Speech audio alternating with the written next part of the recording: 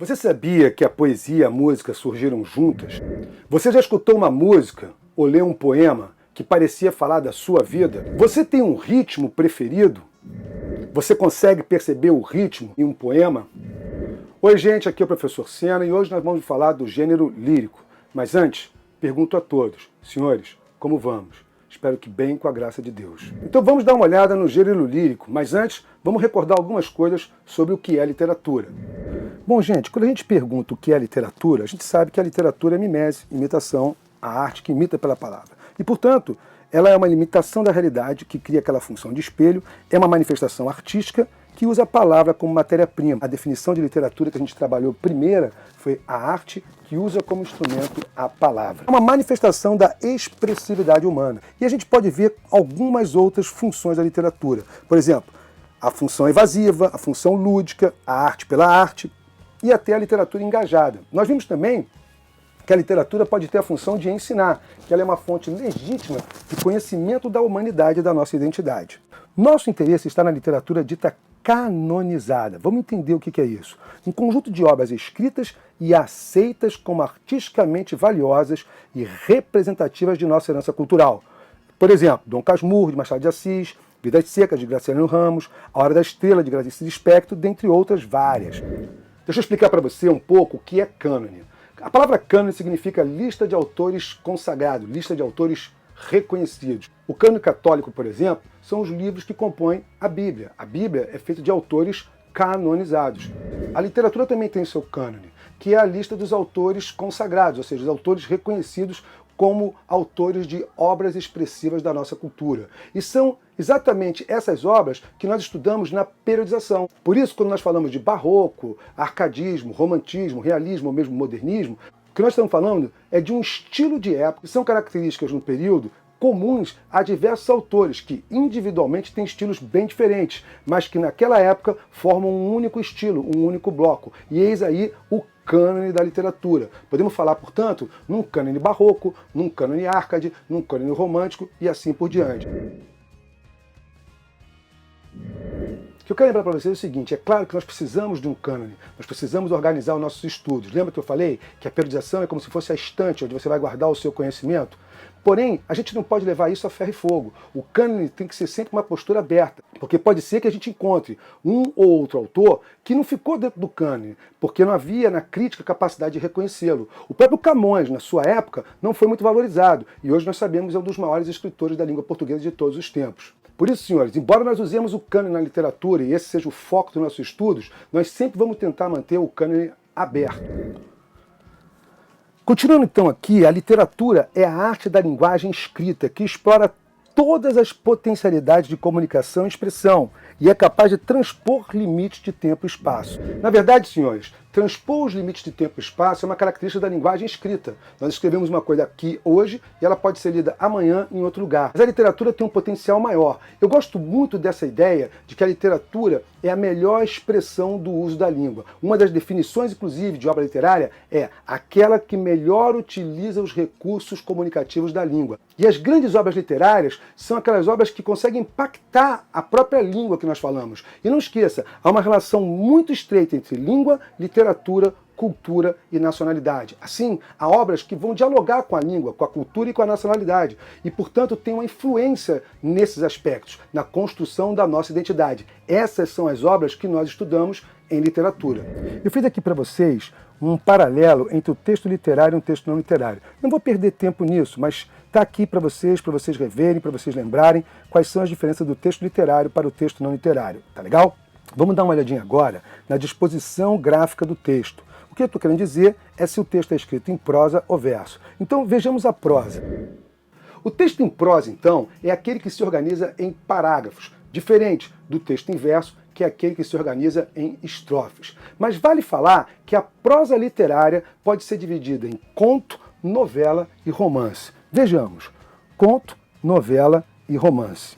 O conto é uma história breve, com poucas personagens, que tem apenas uma célula dramática, representada aí por esse círculo. Quando eu falo célula dramática, eu estou querendo dizer uma história com início, meio e fim. Você lembra da estrutura narrativa? A lógica do enredo e a lógica da ação? A lógica do enredo é aquela de apresentação, complicação, clímax, desfecho. A lógica da ação se dá em manipulação, competência, performance e sanção. Pois bem, o texto literário mistura essas duas lógicas, entrelaça essas duas lógicas na composição da tessitura textual. O que eu estou representando com esse círculo, deixa eu pegar meu marcador aqui. Ó, cada um desses círculos aqui é como se fosse uma ação, ou seja, uma história com início, meio e fim. Então o conto é uma narrativa que tem uma única ação. Então é uma história curta. Já a novela, ela tem uma célula central e várias outras periféricas. Veja bem, aqui é o drama das personagens centrais, o drama das personagens principais. E aqui são dramas periféricos que flutuam, que gravitam em torno desse núcleo central, mas que tem uma certa independência. Veja, cuidado, porque a telenovela, na verdade, não vem da novela, vem do romance. Aqui a estrutura é parecida com a dessas séries que a gente tanto gosta de acompanhar. Geralmente tem um episódio inicial que dá o motivo, que dá a justificativa para episódios que têm início, meio e fim em si mesmo. Então é como se cada episódio fosse uma célula dramática com seu próprio início, seu próprio meio, seu próprio fim, mas que contextualmente estão envolvidas na trama principal. Deu para entender? Finalmente, o romance ele também tem várias células dramáticas, porém estão todas imbricadas, uma por dentro das outras. O que eu quero dizer é que dentro do drama das personagens principais estão incluídos e intercalados os dramas das outras personagens. Veja, na verdade, a telenovela tem essa estrutura do romance. Por quê? Porque a palavra novela que nós temos na telenovela vem da palavra novel em inglês, que significa romance. O romance que era escrito e publicado em folhetins nos jornais passou a ser lido com o advento do rádio e virou a radionovela. E depois foi para a TV, virando a telenovela. Por isso que as telenovelas têm a estrutura do romance e não da novela literária. Vamos continuar então nossos slides para a gente dar uma olhada de novo na separação entre prosa e poesia. Enquanto a prosa é escrita em linhas corridas e organizada em parágrafos, no conto, na novela e no romance, no caso da literatura, a poesia é escrita em verso, que é cada linha do poema, e que se organiza em estrofes. Vale falar também do estilo individual e do estilo de época. O estilo individual é o estilo único de determinado escritor, sua visão única e modo próprio de criação literária, enquanto que o estilo de época são as características comuns em obras de autores diferentes, mas que são contemporâneos e, portanto, estão influenciados pelo mesmo momento. Por exemplo, embora Bernardo Guimarães e José de Alencar tenham estilos diferentes, pessoalmente falando, individualmente falando, ambos pertencem ao romantismo, o que significa que têm características comuns que permitem que ambos componham o mesmo cânone literário, no caso, o romantismo. Eu botei aqui para vocês rapidamente, só para vocês darem uma olhada, os períodos em que se passam os estilos de época no Brasil. Nós sabemos que os gêneros são padrões de composição, mas uma outra forma de entender isso é entender os gêneros como um conjunto de elementos semânticos, estilísticos e formais que são utilizados pelos autores em suas obras e que caracterizam essas obras de acordo com a visão da realidade e o público a que se destinam. Temos então o gênero lírico, marcado pelo sentimental e poético, o gênero épico, que é marcado pelo narrativo, já falamos um bocado sobre isso, e o gênero dramático, que nós ainda iremos ver, que significa o teatro. A gente sabe que essa divisão tradicional em 3 gêneros originou-se na Grécia clássica com Aristóteles, quando a poesia era a forma predominante de literatura. No final da Idade Média começam a surgir alguns gêneros narrativos em prosa, como o romance e a novela, que passaram a ganhar cada vez mais prestígio no final do século XVI. E por fim, a gente pode dizer que os gêneros narrativos modernos, romance, a novela, o conto, a crônica, o roteiro de cinema, etc., são da família do gênero épico, pois se prestam a contar uma história ficcional. Vejamos então, finalmente, o gênero lírico. Esse nome lírico vem, na verdade, de lira, que era um instrumento musical que se usava para acompanhar a poesia. Por isso que o nome é gênero lírico. Olha aí, ó, eu coloquei para vocês alguns exemplos de lira. Gente, por incrível que pareça, a lira depois ela vai ganhar um braço. Deixa eu ver se eu consigo desenhar aqui para vocês. Ó, eu vou fazer um desenho aqui. A lira depois com o tempo ela vai ganhar. Tá vendo que aqui, ó, você tá vendo que aqui ela tem uma caixa acústica, tá vendo? Que ela já tem uma caixa acústica. Pois bem, com o tempo ela vai ganhar um braço. Olha que legal, né? As cordas vão ser tensionadas nesse braço e ela vai virar o alaúde, que é o bisavô, por assim dizer, do violão. Então, na verdade, o instrumento popular que se originou da lira e que nós conhecemos é o violão. Daí a gente vê que não é à toa que o violão é o principal instrumento da música popular, do canto popular. Por muito tempo, até o final da Idade Média, as poesias eram cantadas, separando-se o texto do acompanhamento musical. A poesia passou a apresentar uma estrutura mais rica. A partir daí, a métrica. O que é métrica? A medida de um verso, definida pelo número de sílabas poéticas, o ritmo das palavras e a divisão em estrofes, a rima, e a combinação das palavras foram elementos cultivados com mais intensidade pelos poetas. Gente, deixa eu pegar aqui o meu marcador para mostrar para vocês. Olha, a métrica... Eu vou fazer o seguinte, ó, eu vou fazer um desenho. Ó, a métrica, tá legal?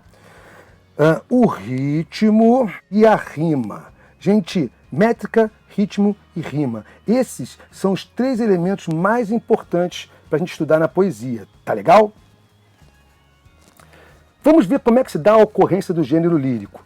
É quando um eu nos passa uma emoção, um estado, senta-se no mundo interior do poeta, apresentando forte carga subjetiva. A subjetividade surge, assim, como uma característica marcante do lírico. O poeta posiciona-se em face dos mistérios da vida. Olha só, como eu já disse várias vezes, uma obra literária pode ser entendida como aquela que melhor utiliza os recursos comunicativos da língua. Porque em muitos casos a literatura, sobretudo a poesia, ela vai dizer o indizível. Deixa eu explicar. A literatura é a arte que usa como instrumento a palavra. Lembra dessa definição? Pois bem, se a palavra é um instrumento da literatura, é porque a palavra não é a sua finalidade. Então cabe a pergunta: qual é a finalidade da literatura? Por mais estranho que possa parecer, uma resposta possível e bastante coerente para essa pergunta é o silêncio. É como se o objetivo da literatura fosse usar a palavra para ultrapassá-la e nos levar a uma compreensão que está além das palavras. E essa compreensão cala forte no peito da gente, ou seja, é capaz de nos emocionar. Observe esse poema. Derrama no papel minha voz tão desejosa. Quero cartas, quero rimas, quero curvas andarilhas que esconde quando comes, quando cruza, quanto as crias como eu. E no compasso itinerante dos acordes dissonantes, 5.000 alto-falantes desejantes do poema. Tão sem carne, tão sem tema. Macalé entrando em cena derrubando com sua pena preconceitos da cultura tão normal. Tantas normas, anátemas, o sistema não me aguenta, amamenta, arrebenta com minha lira que não explica, só complica. Sou poeta, não cientista, não me entenda, não me sinta, porque no que falo calo, me sufoco bintado do silêncio desejante de tuas curvas delirantes no papel. É o prazer dessa minha morte, me tirando todo o norte, toda a guia, toda a seta, que me leva sem palavras, sem coleiras nem amarras, ao total. Olha que legal, o poeta está dizendo aí, ó, derrama no papel minha voz tão desejante. Então, isso é metalinguagem, ele está falando sobre o próprio ato de escrever, derramar a sua voz no papel, sua voz tão desejante. E o que ele quer? Ele quer cartas, ele quer rimas, ele quer curvas andarilhas, ok?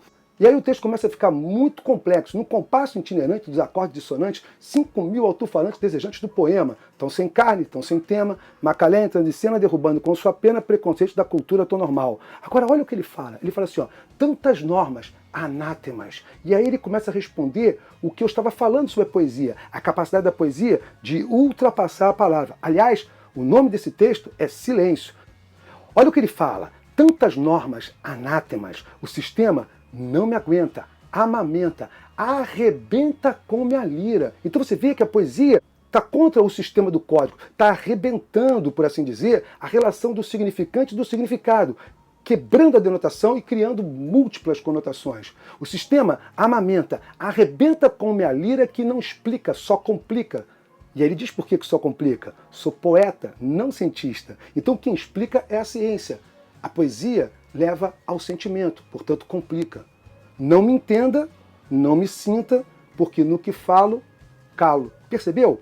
E é esse silêncio, sem coleiras nem amarras, que pode levar o poeta ao total. Então, de certa forma, a poesia trabalha com esse silêncio. Esse poema belíssimo que a gente acabou de ver exemplifica exatamente isso. Um eu que nos passa uma emoção, um estado centrando-se no mundo interior do poeta e apresentando uma forte carga subjetiva. É a manifestação literária em que predominam os aspectos subjetivos do autor.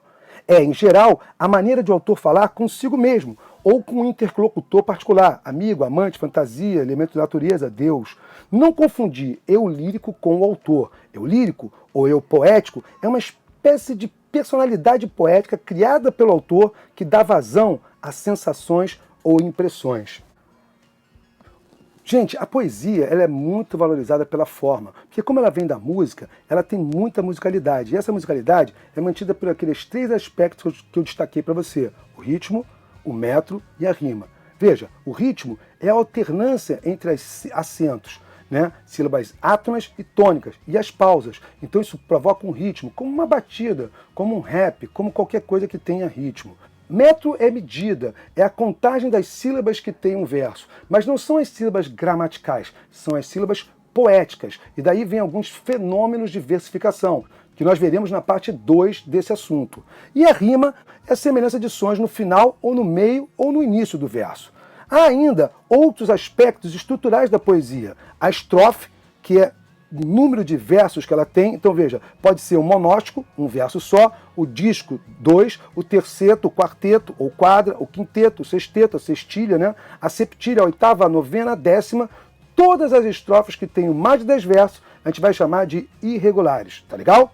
E a metrificação, ou seja, o número de sílabas poéticas. Pode ser com 1, com 2, com 3, mas o que nos interessa é destacar a redondilha menor, que tem 5 sílabas métricas, a redondilha maior, que tem 7 sílabas métricas, o decassílabo, que tem 10 sílabas métricas, e o dodecassílabo ou alexandrino, que tem 12 sílabas métricas. Mas, Sena, não existe verso com 13, 14, 15 sílabas? Existe, mas a partir de 12 nós chamamos de versos livres. Mas a metrificação ela só é importante mesmo quando o número de sílabas de um verso se repete em todo o poema. Aí nós dizemos que é uma métrica regular. E isso é muito importante porque a metrificação está diretamente ligado aos estilos de época, ou seja, à característica da periodização. As rimas podem ser pobres e ricas, e as disposições da rima podem ser paralelas, intercaladas, alternadas, internas ou encadeadas, misturadas e versos brancos.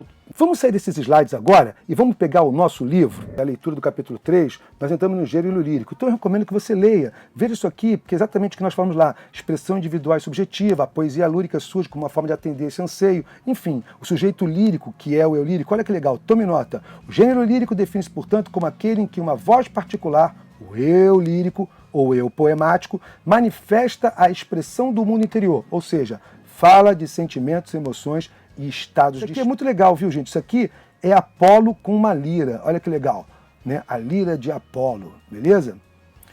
Eu não vou ler com vocês, mas peço que vocês façam a leitura iluminada. Aqui está dizendo que os poemas eram cantados e que depois se separaram, né? E aqui as formas da lira. Isso aqui é muito importante. Veja, inclusive para você fazer a métrica depois desse vídeo. A elegia, que é um poema surgido na Grécia, tem a ver com acontecimentos tristes. A écloga tem a ver com coisas pastoris, bucólicas. A ode é uma louvação, é um louvor, é uma homenagem. E o soneto, que é a mais importante e conhecida das formas líricas. Tá legal? Deixa eu pegar a canetinha aqui para marcar uma coisa para vocês. Então a gente tem o quê? Ó? A elegia. Opa! Então a gente tem a elegia, está ligado a acontecimentos tristes. Olha aqui, ó, acontecimentos tristes. Já a écloga está ligado a coisas bucólicas e pastoris, coisas do campo.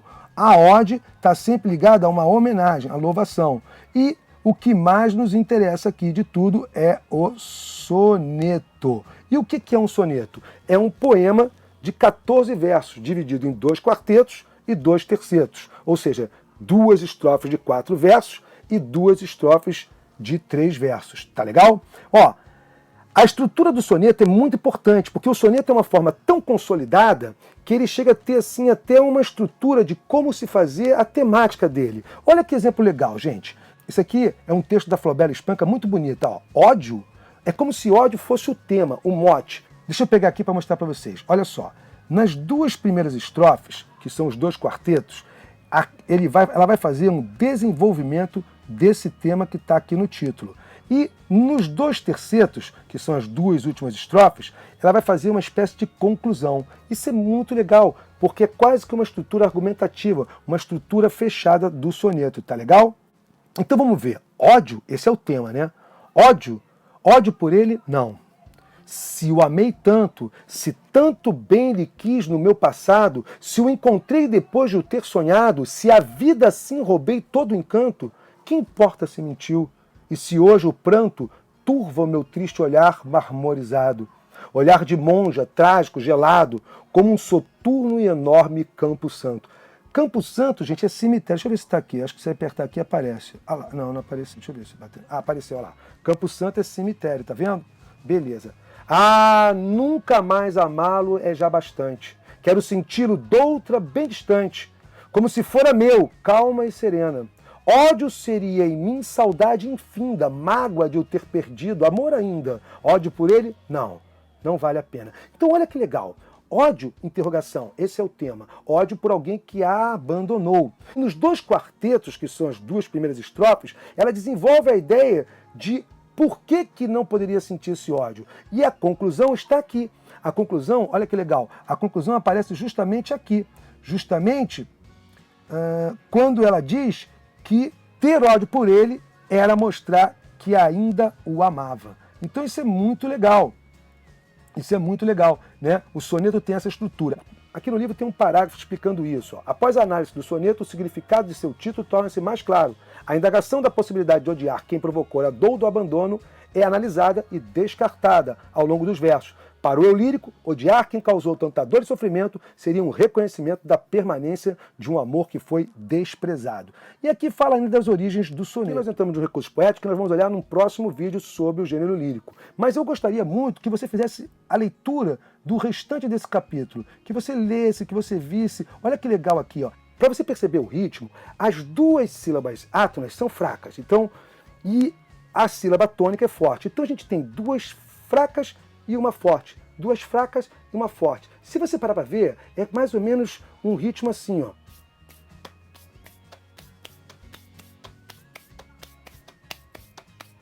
Ó, fraca, fraca, forte, fraca, fraca, forte. E aí, se você for ver, ó, cavaleiro das armas escuras, onde vais pelas trevas impuras, com a espada sangrenta na mão. Percebeu que ele está fazendo o ritmo de uma cavalgada? Isso é muito legal. Então, meus queridos, é isso. Eu espero que vocês tenham tirado proveito do gênero lírico. Não deixe de fazer a métrica. No mais, muito obrigado pela atenção. Um forte beijo no coração e até!